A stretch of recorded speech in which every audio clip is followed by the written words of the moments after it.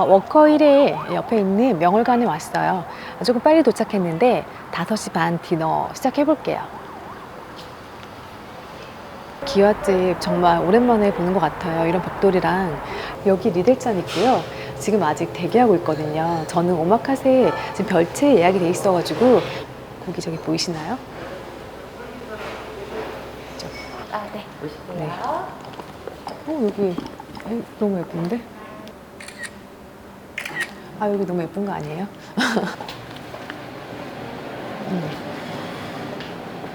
제가 좋아하는 뻥뷰고 지금 날씨로 사실 벚꽃을 구경하고 싶은데 웬 단풍이죠?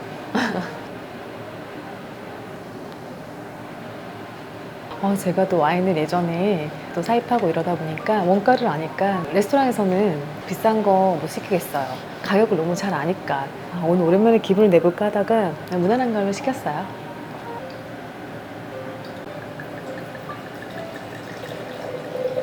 향 너무 좋다.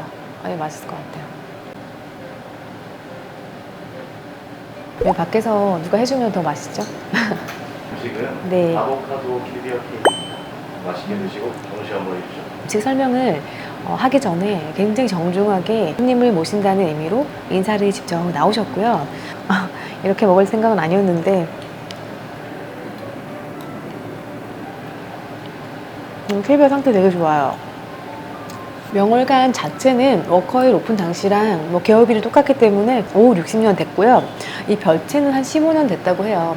그리고 오마카세를 한 지는 얼마 안 됐고 이 별채를 이용하는 고객들은 발렛비가 22,000원이에요. 호텔 발렛비 금액인데 무료라고 하니까 꼭 참고하세요.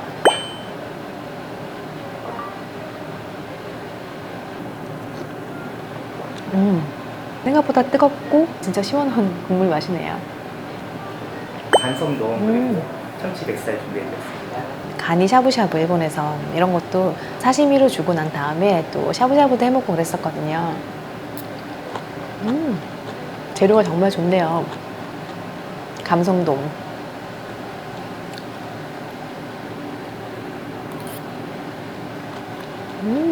정말 맛있어요. 유독 얼음이 뭔가 밝다고 생각했는데 안에 이렇게 불빛이 있어요. 안에 조명이 있나 봐요. 역시 사람도 음식도 조명바를 좀 받으면 더 예뻐 보이네요. 소스에 찍어서 드시면 되세요. 네. 음식 설명을 막 길게 하는 그런 레스토랑의 분위기는 아닌데 못 알아듣겠어요. 저도 목소리 작은데 무슨 소스라고 말을 했는데 여기에 찍어 먹으라고 했거든요. 이게 좀 튀겨져 있고 이게 파를 슬라이스해서 되어 있고 왠지 단맛이 날 것 같은 소스인데 전혀 단맛은 안 나고요. 딱딱한 맛이 느껴져서 왜 이렇게 구웠을까 조금 아쉽네요. 이렇게 김부각이 떠오르네요.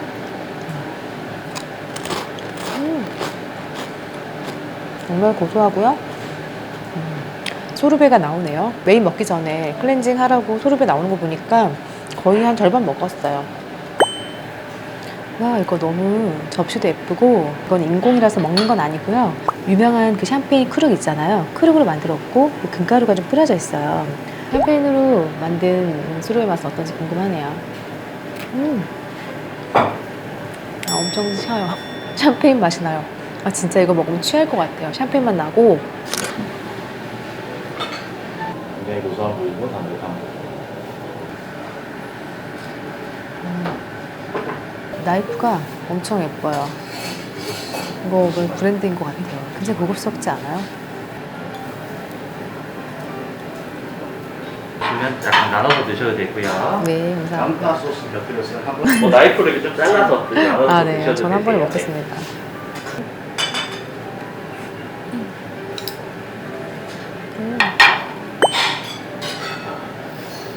얼마나 촉촉할지 한번 맛을 볼게요.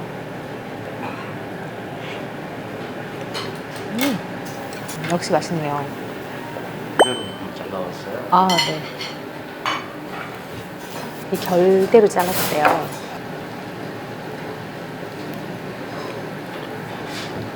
그 맛있는 부위에 맛있게 구워주셨네요, 진짜. 내장 그런 향이 좀 날 수 있거든요, 토시살이.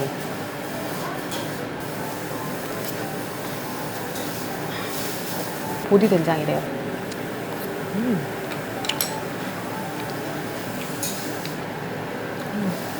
좀 고기만 먹으면 느끼할 수 있다고 일본식 소스랑 이렇게 되어 있다고 하거든요. 되게 상큼해 보여요. 딱 봐도. 먹어볼게요. 엄청 새콤한 맛이에요. 새우살?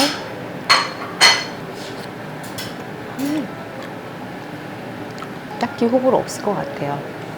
안창살이나 토시살 같은 경우에는 약간 호불호가 있을 수 있는데 얘는 무난하게 다들 좋아하는 맛이에요. 전 진짜 생각이 좋아하거든요. 진짜 맛있어. 네, 준비되겠습니다. 생각보다 무거울 줄 알았는데 나무로 돼 있고 한식에 딱 어울리는, 찬에 어울리는 그런 그릇들로 되어 있네요.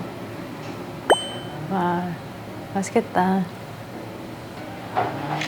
식사 맛있게 드시죠. 네, 감사합니다.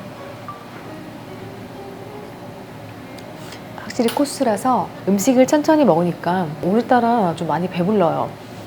지금 좀 전까지 계속 직원분들 옆에 계속 계시기도 하고 또 너무 술도 안 취하고 음식 얘기만 했는데 너무 맛있어요. 재료가 어때요? 막 제가 어떻게 보면 맛 유튜버는 아니잖아요. 맛집 유튜버는 음식을 사랑하는 사람인데 그래서 어떤 얘기를 또 오늘 해볼까. 그래도 뭔가 써먹을 수 있는 그런 어떤 삶의 생존에 관련된 기술, 제가 또 최근에 관심을 가지고 있고 읽고 있는 책이 있는데 협상에 관련된 책이에요.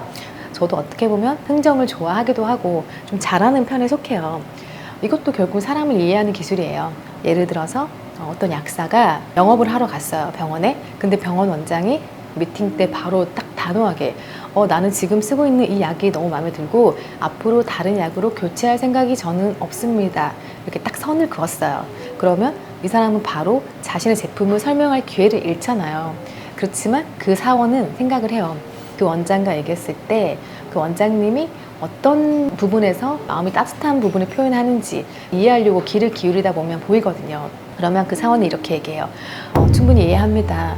원장님이 환자를 대할 때 그 눈빛이 따뜻해지고 환자를 위하는 마음이 정말 느껴져요. 라고 얘기를 해요. 그러면 갑자기 경계심을 품고 있던 의사가 그런 말을 들으면 자신을 이해하고 자신의 마음을 읽어줬고 공감을 해줬잖아요. 마음이 풀리면서 방어적인 자세를 풀게 돼요. 그래요, 맞아요. 저는 환자를 정말로 가장 중요시해요. 라는 말이 시작인데 협상 테이블에 앉아서 그래요, 맞아요. 라는 말이 나오기 전까지는 협상을 시작한 게 아니래요.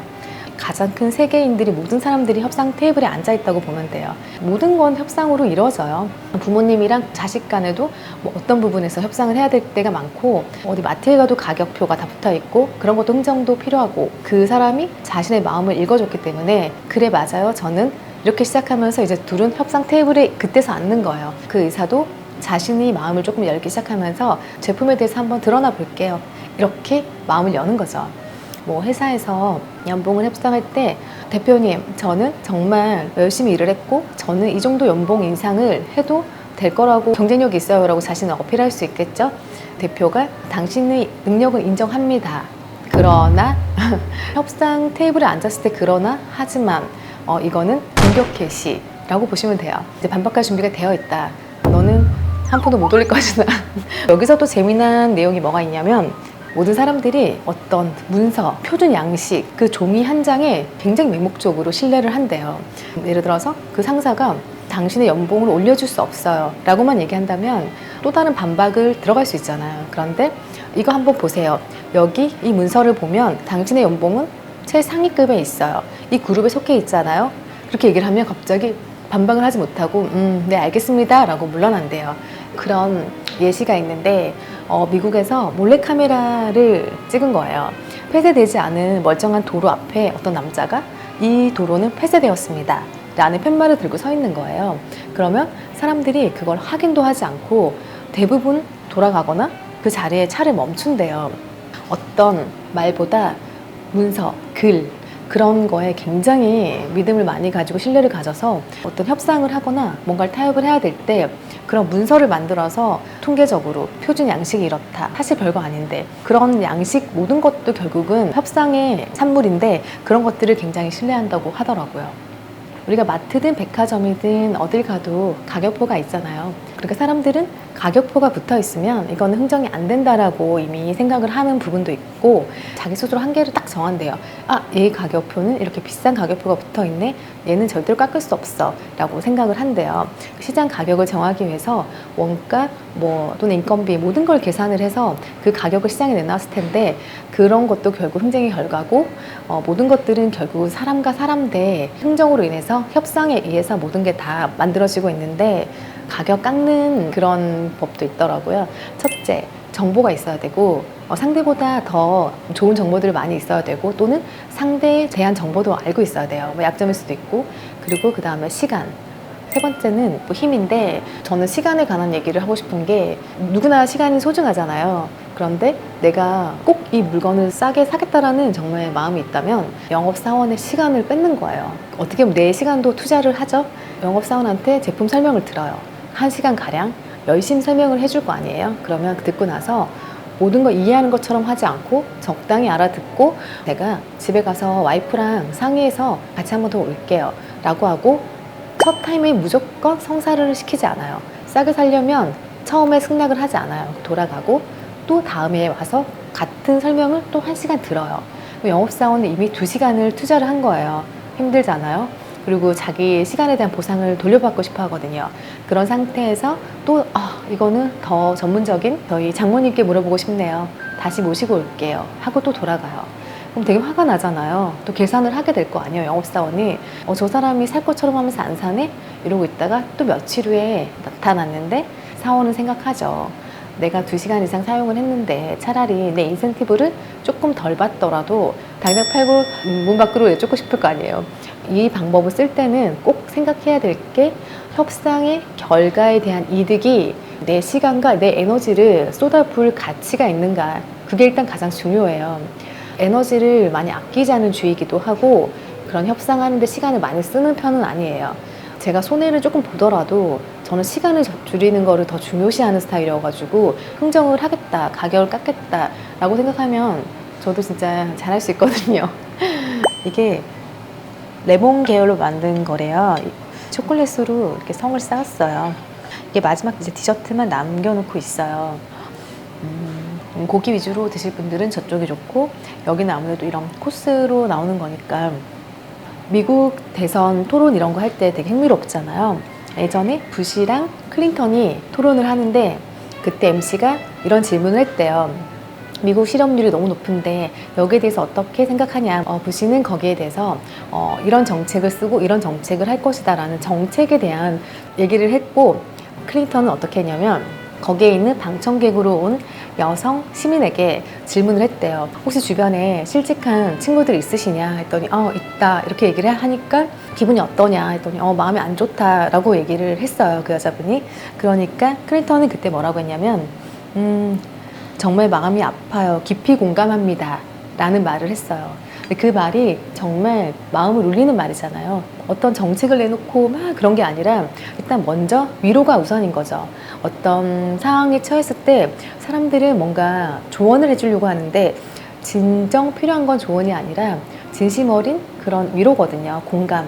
오프리 윈프리 쇼 보면은 윈프리가 정말 공감 능력이 대단히 뛰어난 사람이잖아요. 사람의 마음을 얻는 사람들은 사람을 이해하고 공감하는 능력이 탁월하다라는 생각을 했고 결국 저도 살사람을 이 춤을 추면서 엄청나게 위험한 기술도 하거든요. 던지고 뒤집고 받고 막 이런 거 하는데 이거 뭐 죽거나 멋있거나 아니면 멋있거나 바보 되는 그런 아크로 아니야? 막 내가 장난치는데 사실 파트너 춤이라는 거는 서로를 이해하는 기술이 더 중요한 춤이더라고요. 모든 건 사람을 이해하는 기술이 가장 우선이 되어야 되고 내가 협상을 한다고 하면 상대방의 말 안에 감정에 귀를 기울여야 돼요. 그 사람이 가장 진정으로 지키고 싶은 게 무엇인가 또는 이 가치만큼을 꼭 가져가야겠다라고 하는 그런 게 무엇인가를 빨리 캐치를 해야 되고 거기에 대해서 굉장히 진심 어린 말로 충분히 이해합니다. 공감합니다. 상대의 말에 귀를 기울이는 게 굉장히 협상에 도움이 된다고 해요. 어떤 재수가 너무 담배가 피고 싶은 거예요. 근데 마침 교도관이 담배를 피고 있는 걸 본 거죠. 그래서 교도관을 급히 불러요. 저 담배 한 대만 주시면 안 될까요? 당연히 안 된다고 하겠죠. 그러면 이 사람도 순간적으로 저 담배를 얻기 위한 생각을 하겠죠. 만약에 나에게 지금 이 담배 한 까치를 준다면 너는 한 까치로 끝나는 거지만 이걸 주지 않는다면 나는 이 바닥에 피가 날 정도로 머리를 세게 부딪힐 것이고 피가 나서 내가 쓰러졌을 때 네가 나를 일으켜 줄 때 사람들이 달려오면 나는 이걸 너가 했다라고 거짓말로 얘기를 할 것이다. 선택을 하라라고 얘기를 해요. 분명히 사람들이 몰려들 거고 이게 이슈화되면 이걸 조사하는 과정에서 자신이 굉장히 불편한 상황들을 많이 겪을 거 아니에요. 이 교도관은 이러하지도 않은 상황이지만 정말 짧은 순간 계산을 하게 돼요. 아 진짜 괜히 피곤한 일에 휘말릴 것인가, 담배 한 까치로 끝날 일인데 라고 생각을 하면 담배를 주게 되는 거죠. 합당한 범위 내에서 자신이 가진 옵션을 알고 있어야 돼요. 확실한 정보를 기반으로 그런 리스크를 감수하고 내가 진정으로 힘이 있다라고 믿는다면 내가 원하는 걸 얻을 수 있대요. 협상에 필요한 건 정보 그리고 시간, 힘이라고 했잖아요. 그 마지막 그 힘이라는 게 결국은 자신이 가지고 있다라는 믿음이 있어야 된다고 하더라고요. 상대방이 힘이 없어도 힘이 있다고 믿으면 그 사람 말을 신뢰하게 되고, 그래서 내가 얻고 싶은 게 있으면 힘이 있다고 믿게끔 해야 돼요. 상대방에게. 살다 보면 너무 협상해야 되고 흥정해야 될 때가 많으니까 이왕 뭔가를 협상을 한다면 좀 더 나한테 유리한 쪽으로 협상하는 데 성공했으면 좋겠어요. 오늘 밥값은 누가 내는 거죠? 네가? 첫 번째 협상엔 대답을 안 하겠다.